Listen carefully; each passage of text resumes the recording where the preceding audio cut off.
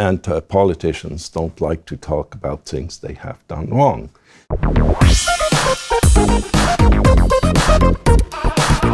Jean-Pierre, thank you very much for joining Dukascopy TV again. It's great to speak to you. Last time we spoke about US-Russia relations. Today, a very interesting topic that people aren't talking about, and we're going to get into it though. So it's the cost of migration to the welfare state that politicians are not talking about. Let's start by asking, why are politicians not talking about this subject? Politicians like to talk about the subjects that will glorify them. And these last waves of migrations were not very interesting for them because, first of all, they were completely mishandled, and politicians don't like to talk about things they have done wrong. What is interesting is, more specifically, is that now we have, and we start to have, figures of the various migration waves we had in Europe. I mean, the first major migration wave was the Balkanic wave, and we start to see figures on these movements, these population movements. These population movements are interesting to analyze because what we hear is that Europe is in a deficiency of births, has a birth rate deficiency, and supposedly these migratory movements will compensate that. That is one of the big arguments of Mrs. Merkel, who justifies the opening of her customs to these new populations.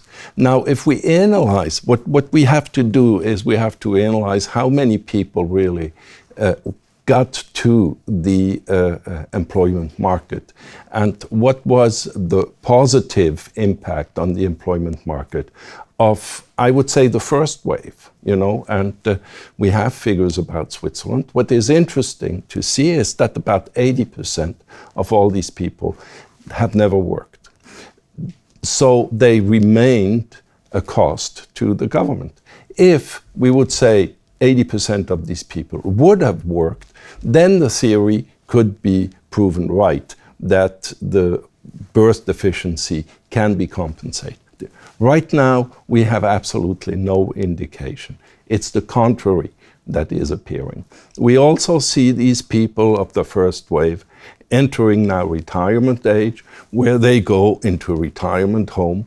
What is interesting, because they have never worked, they have never contributed to the cost of these institutions, because we have a system that makes that the welfare system, you save basically during your life to secure your welfare and to secure the welfare of the neediest.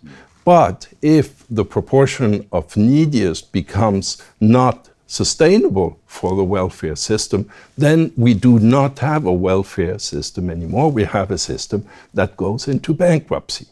And pretty much these waves of immigration show that the amount of people who will join the effective workforce is insufficient to sustain, to make this movement sustainable, to compensate the birth deficiency that we have in Europe, and will become a significant cost to the system, and nobody knows how that cost will ultimately be covered. Taxes have already a significantly high level in Europe. So how will we solve this? It's often a tricky topic for people to talk about this one. What's the best way going forward for us to deal with this topic and to talk about it sensibly? I think there is first an awareness, because the political awareness is certainly here, but the politicians have no interest in making a public debate out of this, because they feel that this would develop even more hatred towards these migrating populations. But at one point, the question is to know, how can we integrate these populations into the workforce? The experience we see on the first waves is that the work integration was not good. And we have to avoid redoing these mistakes and escalating the costs of our guests. If you look at Switzerland, the cost of the guests we welcome here is superior to the cost of the army nowadays. This is not sustainable.